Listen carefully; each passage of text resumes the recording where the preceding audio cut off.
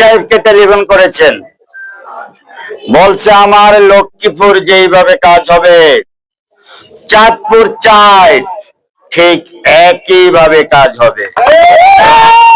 এবং সাথে সাথে উনি আপনার চাঁদপুরের পানি সম্পদ এক্সচেঞ্জকে টেলিফোন করেছেন। এক্সচেঞ্জ 10-15 মিনিট পরেই আমাকে টেলিফোন করেছেন। তাতে বোঝা যায় মন্ত্রী আসলে ঠিকভাবেই বলছে, যাকে বলেছে সে এক্সচেঞ্জকে বলেছে। এই 92টি খাল তো একসাথে হবে না, পর্যায়ক্রমে হবে। তাহলে কোন খালগুলি আগে অতি জরুরি সেটার লিস্ট দয়া করে আপনারা দেন। আর যেটা কচুরিপানা, যেটা অবদার রাস্তা থেকে ওই আমগঞ্জ পর্যন্ত, আমি শহীদউদ্দিন চৌধুরী এনি যেহেতু আমার ব্যবসায়িক পার্টনার ছিলেন, ওনাকে বলেছি, বলছে ভাই কচুরিপানা পরিষ্কারের তো কিছু নাই, এটা দুর্যোগ টুর্যোগ কোথায় মনে হয় আছে। পরে আমি একটি চিঠি দিয়েছি যে আমার এখানে খনন, কিছু কচুরি না, এখানে খনন করে ওটা দিয়ে পানি যায় এই অবদার রাস্তা দিয়ে সাইড দিয়ে রামগঞ্জ পর্যন্ত, এটা খনন করার জন্য। আবার এটা কিন্তু পানি সম্পদ কিন্তু দেয় নাই, এটা আমি জিজ্ঞেস করছি এক্সিডেন্টকে।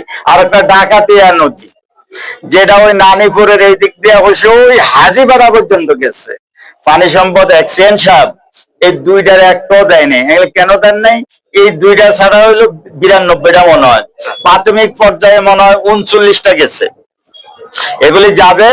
আর এই দুইটা অনেক বড় প্রজেক্ট, এই দুইটা আমি চেষ্টা করব। এই খনন করলে কচুরির পানি উঠে যাবে।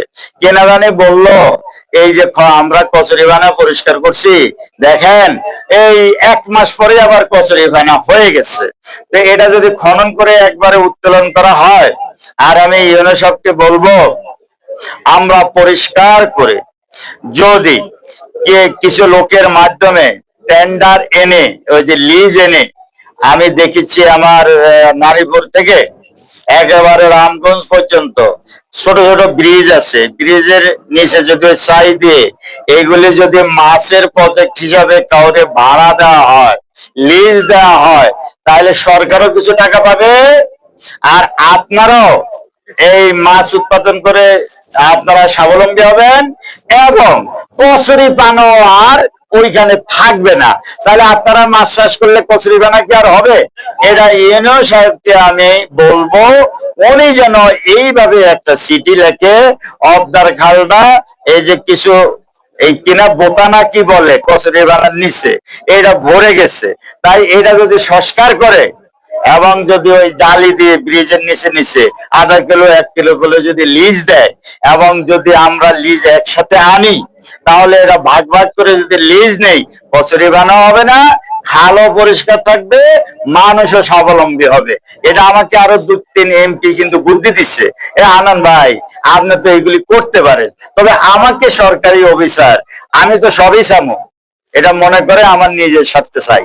তাহলে ইউনো সাহেবরা যদি পাঠায় তাহলে মনে করবেন না এই জিনিসগুলি প্রয়োজন, তাহলে ইউনো সাহেবকে আমি বলবো সরকারি ভাবে ওনারা এগুলি পাঠাইলে ইনশাল্লাহ হবে। খুদা হাফেজ।